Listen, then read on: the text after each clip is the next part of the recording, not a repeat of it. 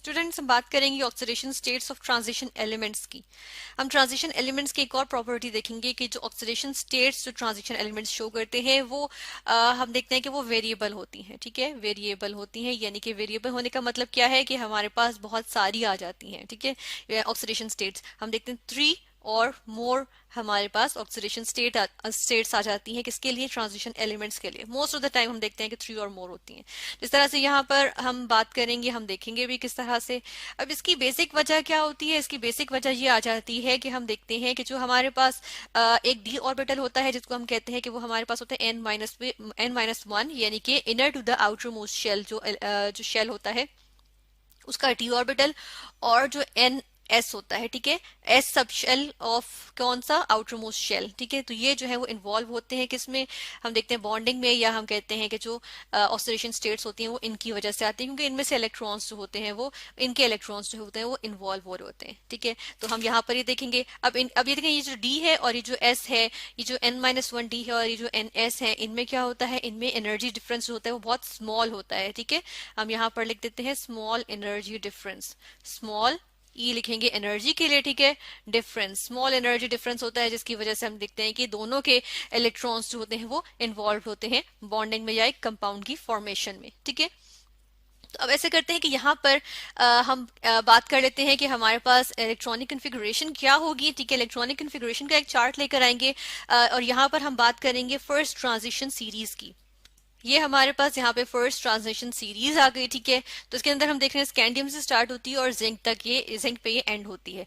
इसमें से हम देखते हैं कि जो हमारे पास स्कैंडियम है ये क्या है? ये नॉन टिपिकल होता है। ठीक है, नॉन टी लिख देते हैं हम, नॉन टिपिकल। ठीक है, इसी तरह जिंक जो होता है ये भी क्या होता है? नॉन टिपिकल होता है, यानी कि अच्छा नॉन टिपिकल क्या? नॉन टिपिकल यानी कि non typical transition element. Scandium भी और जिंक भी नॉन टिपिकल ट्रांजिशन एलिमेंट।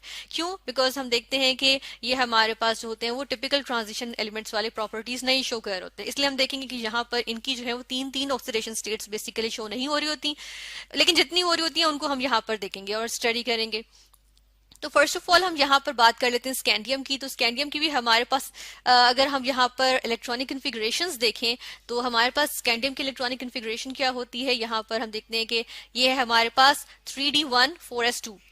तो यहाँ पर देखिए कि अब क्या यहाँ पे फर्स्ट ऑफ ऑल तो 4s के इलेक्ट्रॉन्स लूज होंगे। ठीक है, तो यहाँ से हम देखते हैं कि 2 इलेक्ट्रॉन्स अगर यहाँ से लूज हो जाएं स्कैंडियम में से तो क्या बन जाएगा? 3d1 बन जाएगा, 4s क्या हो जाएगा? 0 हो जाएगा। ठीक है, तो यहाँ पर हम कहते हैं कि इसकी ये इलेक्ट्रॉनिक कन्फिगरेशन क्या शो कर सकता है? 2 की इलेक्ट्रॉनिक कन्फिगरेशन शो कर सकता है, और साथ साथ कौन सी इलेक्ट्रॉनिक कन्फिगरेशन? फिर एक 3d1 ही रह जाएगा ना, इसको भी लूज कर सकता है, तो ये हमारे पास आ जाएगी 3 की ऑक्सीडेशन स्टेट भी शो कर सकता है। ठीक है, सॉरी यहाँ ऑक्सीडेशन स्टेट्स कहेंगे, तो 2 और 3 जो है वो इसकी हम देखते हैं कि ऑक्सीडेशन स्टेट्स आ जाती हैं जो कि स्कैंडियम यूजुअली शो कर रहा होता है। ठीक है, फिर हम देखते हैं टाइटेनियम। टाइटेनियम की अगर हम बात करें यहाँ पे, तो टाइटेनियम हमारे पास कितनी इलेक्ट्रॉनिक ऑक्सीडेशन स्टेट्स शो कर रहा होता है?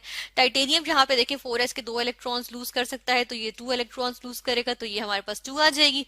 ठीक है, उसके बाद हम देखते हैं कि ये 2 इलेक्ट्रॉन्स के बाद एक और यहाँ से लूज होगा, तो कितनी आ जाएंगी?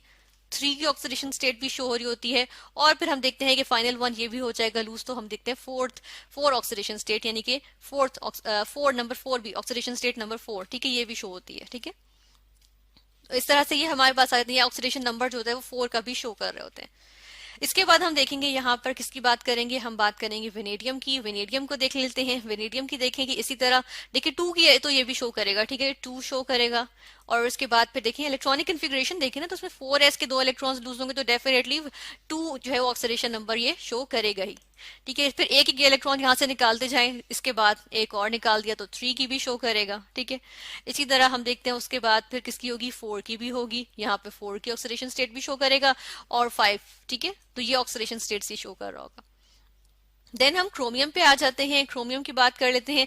क्रोमियम में देखिएगा, क्रोमियम में क्या होता है? यहाँ पे आप देखें, इधर हम देखेंगे अगर 4s में जस्ट 1 इलेक्ट्रॉन है ना, स्टेबल इलेक्ट्रॉनिक कन्फिगरेशन ये है हमारे पास, तो हम देखते हैं कि ये 1 इलेक्ट्रॉन लूज होगा तो ये 1 की ऑक्सीडेशन स्टेट भी शो करेगा। ठीक है, देन ऑक्सीडेशन नंबर 2 भी इसमें होगा। ठीक है, क्योंकि इसमें से एक एक इलेक्ट्रॉन लूज होता जाएगा। देन हम देखते हैं कि 3 भी शो होगी, इसके अलावा 4 भी शो होगी, है ना। और हम देखते हैं कि ये कितने इलेक्ट्रॉन्स लूज हो सकते हैं? 6 इलेक्ट्रॉन्स तक लूज हो सकते हैं। तो हम देखते हैं कि 5 भी शो होगी, और हम साथ देखते हैं 6 भी शो होगी। बेसिकली यहाँ पर जितनी भी ऑक्सीडेशन नंबर से शो कर रहे हैं, लेकिन ये सारे की सारी कॉमन नहीं होती। कॉमन इनमें से कुछ कुछ खास इनमें से जो होती है वो कॉमन होती है इसकी ऑक्सीडेशन स्टेट्स, ठीक है।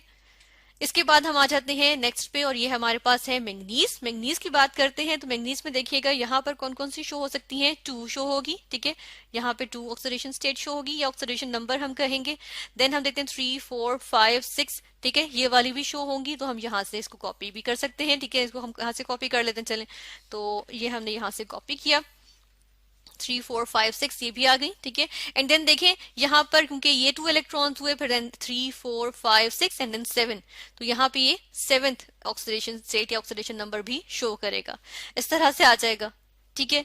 फिर आयरन की बात कर लेते हैं। आयरन को देखेंगे, आयरन में देखिएगा कि हमारे पास कौन कौन सी शो होंगी। आयरन में यहाँ पर हम देखते हैं कि हमारे पास आ जाएगी, फर्स्ट ऑफ ऑल ये 2 तो आएगी ना, ठीक है, तो 2 आ गई।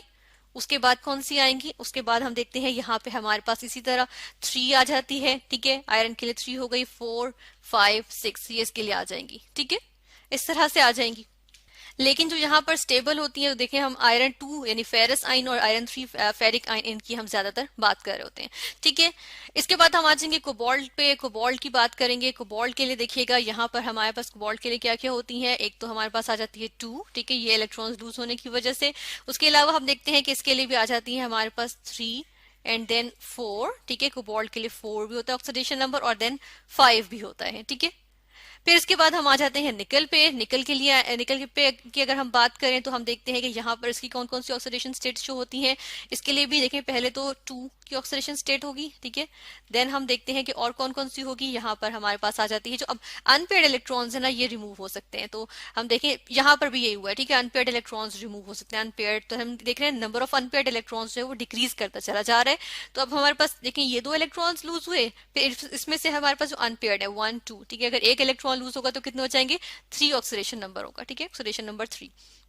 और अगर एक और इलेक्ट्रॉन अनपेयर्ड इलेक्ट्रॉन लूज हो जाएगा तो 4, ठीक है। तो ये हमारे पास इसकी ऑक्सीडेशन नंबर ऑक्सीडेशन स्टेट्स आ जाएंगी, ठीक है। इसके बाद हम बात करेंगे किसकी, इसके बाद हम बात कर लेते हैं यहाँ पर हम बात करेंगे किसकी, यहाँ पर हम बात करेंगे कॉपर की, ठीक है। कॉपर में से एक इलेक्ट्रॉन लूज हो सकता है, तो देखें इसकी 1 की ऑक्सीडेशन स्टेट शो होगी। देन हम देखते हैं कि यहाँ पे और कौन सी शो होती है। कॉपर जो है वो 2 की ऑक्सीडेशन स्टेट भी शो करता है, ठीक है, और ये 3 भी शो करता है, ठीक है। तो लेकिन हम देखते हैं यहाँ पर जो 1 और 2 है यही हमारे पास कॉमन होती है, 3 हमारे पास इतनी कॉमन नहीं होती, ठीक है। फाइनली हम जिंक की बात कर लेंगे। जिंक में देखें यहाँ पर हमारे पास क्या ऑक्सीडेशन स्टेट्स आ जाती हैं। अब देखें जिंक जो है ये यहाँ पे इसका जो हमारे पास यहाँ पे जिंक के लिए जो इलेक्ट्रॉनिक कन्फिगरेशन है उसमें डी जो है वो कंप्लीट है। इसका मतलब है कि ये स्टेबल है। 4s2 भी कंप्लीट है, तो स्टेबल तो है, लेकिन ये है कि ये 2 इलेक्ट्रॉन्स लूज कर सकता है इजीली जो 4s के इलेक्ट्रॉन्स हैं, ठीक है। तो इसका मतलब है कि जिंक जो ऑक्सीडेशन स्टेट शो कर रहा होता है वो 2 के ऑक्सीडेशन स्टेट जो है वो मोस्ट कॉमनली यूज कर रहा होता है, ठीक है। इसके अलावा इसकी और कोई ऑक्सीडेशन स्टेट हम नॉर्मली नहीं देख रहे होते, ठीक है। तो ये हमारे पास इसकी ऑक्सीडेशन स्टेट आ जाती है। तो इस तरह से हम देख रहे हैं कि हमारे पास जूं जूं number of unpaired electrons increase कर रहे हैं तो हमारे पास ऑक्सीडेशन स्टेट्स उसी तरह इंक्रीज करती चली जा रही हैं, ठीक है।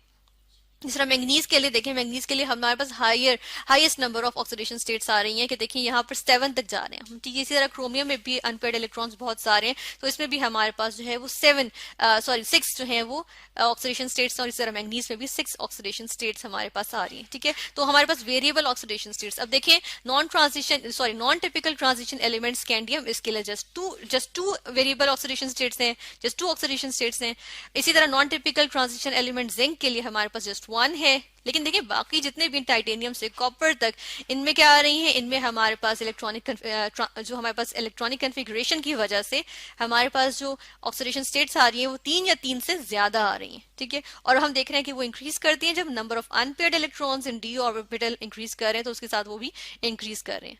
तो इस तरह से हमने यहाँ पर ट्रांजिशन एलिमेंट्स की एक प्रॉपर्टी देखी, that is oxidation states of transition elements.